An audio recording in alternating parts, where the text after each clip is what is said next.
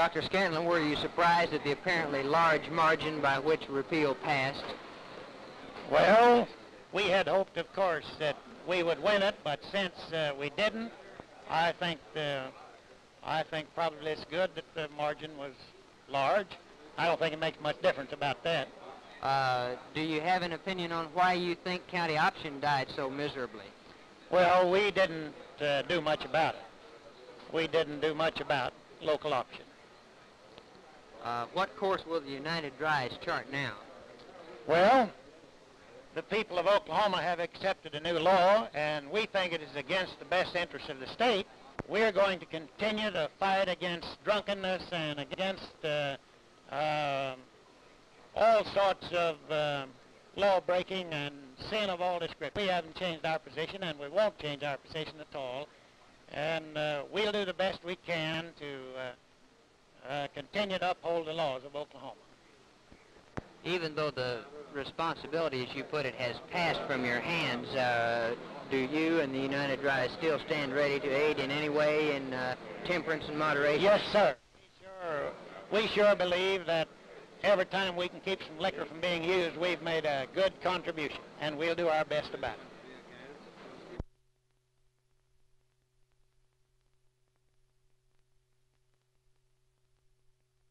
Dr. Shackford, were you surprised at the apparently large margin by which repeal passed? Bob, I was quite surprised, and yet I'd like to say this, that considering the start that the repeal forces had on us with 8 months of the gubernatorial campaign with not really a dry advocate in the group, and with the 4 weeks really that we had for our campaign, I'm amazed at the results. I'm amazed at the inroads which the workers have made, and I'm wonderfully grateful to them for the work that they've done over the state during this short period given. What course will the United Dries chart now that this battle has been lost? Well, Bob, we could easily, I suppose, have some postmortems and review some things that might be otherwise, but we're not. The issue has been determined. We know what it is, and we go on from there. Certainly, we're going to emphasize in the future adequate protective legislation. We know that alcohol is a narcotic, that people with alcohol in their system are not capable of properly exercising their regard for the welfare of others that a person cold sober is.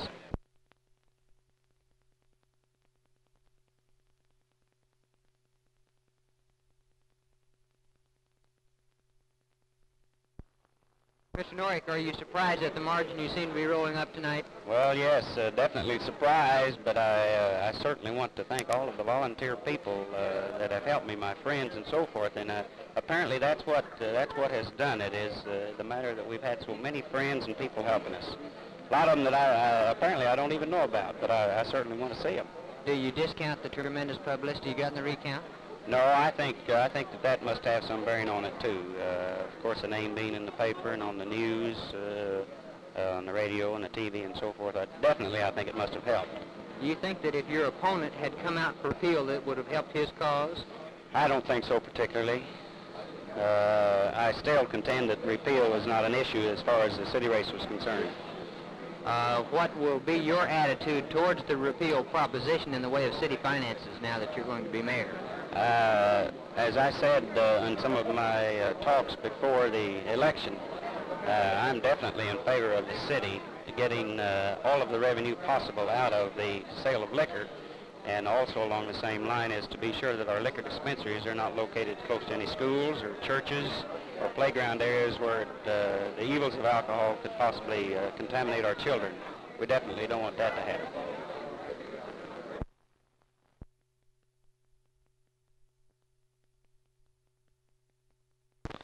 You've already announced, Governor, that you're planning to introduce a separate, your own liquor control bill.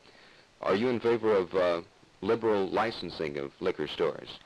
Well, of course, I don't know what you mean by, Virgil, by liberal licensing. I do not favor placing a limitation, a numerical limitation on the number of stores. In other words, 1 store per 1,000 population or any other figure like that. I think that we should make the standards for a licensee high and the requirements to get a license high, but then anyone who meets those requirements should be able to go into it. Because of the fact, I think that by putting a price tag on it, that you breed possibilities of corruption, which I think would be bad. Senator, can you give us a rundown, please, on the main points of your control bill? Yes, there are many points in it. Of course, in the definition of terms, it sets forth the qualifications of persons who may be licensed as wholesalers or retailers. Of course, they must have been residents of the state 10 years, never convicted of a crime, misdemeanor, or violated any of the beer laws, and so forth. They're very strict. Then in the controls, it prohibits the consumption of alcoholic beverage in a public place.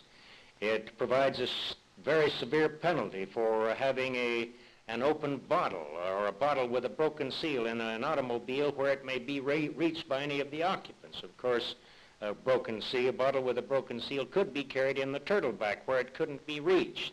It sets up the taxes that would be received. For instance, $1.25 a gallon. That compares with Kansas and Missouri, for example.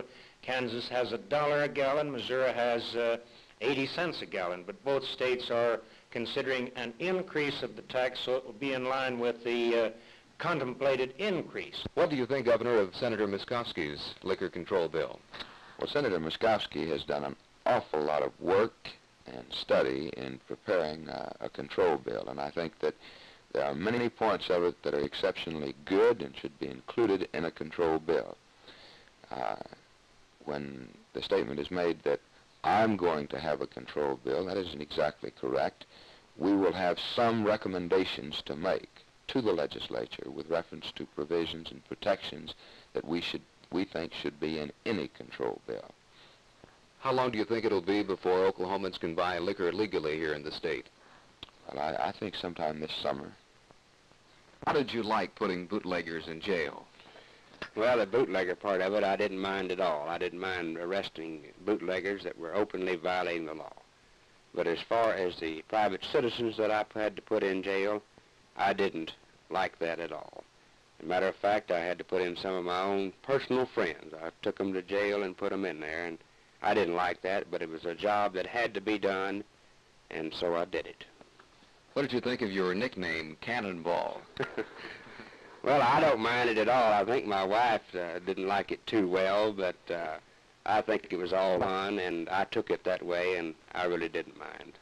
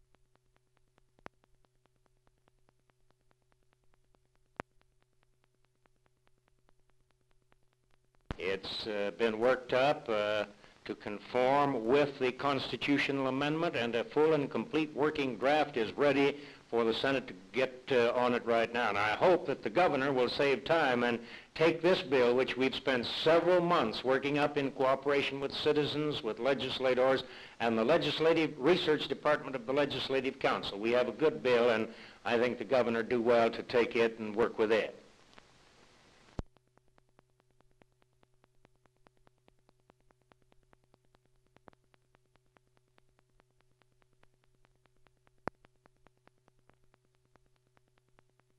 I would say if we get right on the bill and perfect it, it shouldn't be in excess of 90 days. I'm hopeful that we can get it worked out, and replace bootleg control with legal control in 60 and not to exceed 90 days.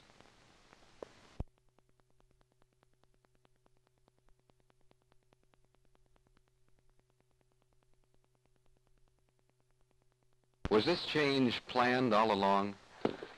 Well, I took the job back and before Howard took office as governor to carry out his commitment to the people of giving them a clear-cut choice between enforced prohibition and repeal. And that was the job that he asked me to do, and that's the job that I tried to do. Do you have any ideas, Joe, on who may replace you as State Safety Commissioner?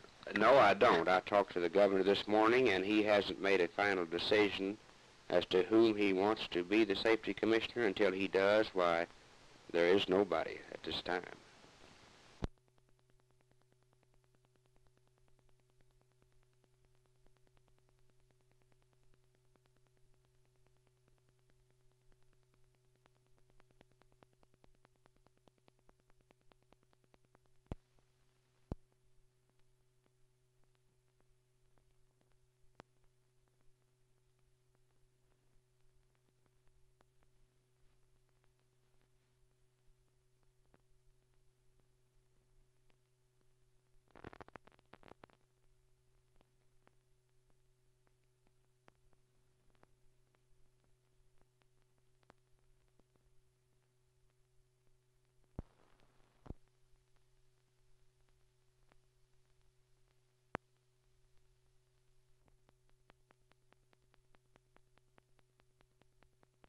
Oh, I'm very gratified that Oklahoma has at last grown up, that we're now of age, and the second 50 years of our growth and development will be characterized with a new dignity and respect for law.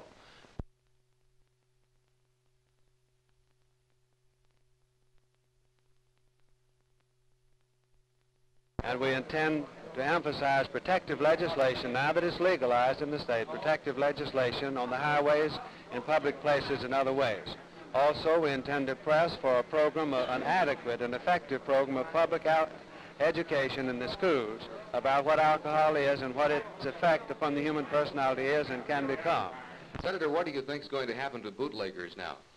Well, if we get the control law, as we should, within the next 60 or 90 days, they're going to be going out of business, and they're going to have sales of their merchandise. They'll be putting out sales. All stock must go, 50 cents on the dollar, and I guess that'll make everybody happy.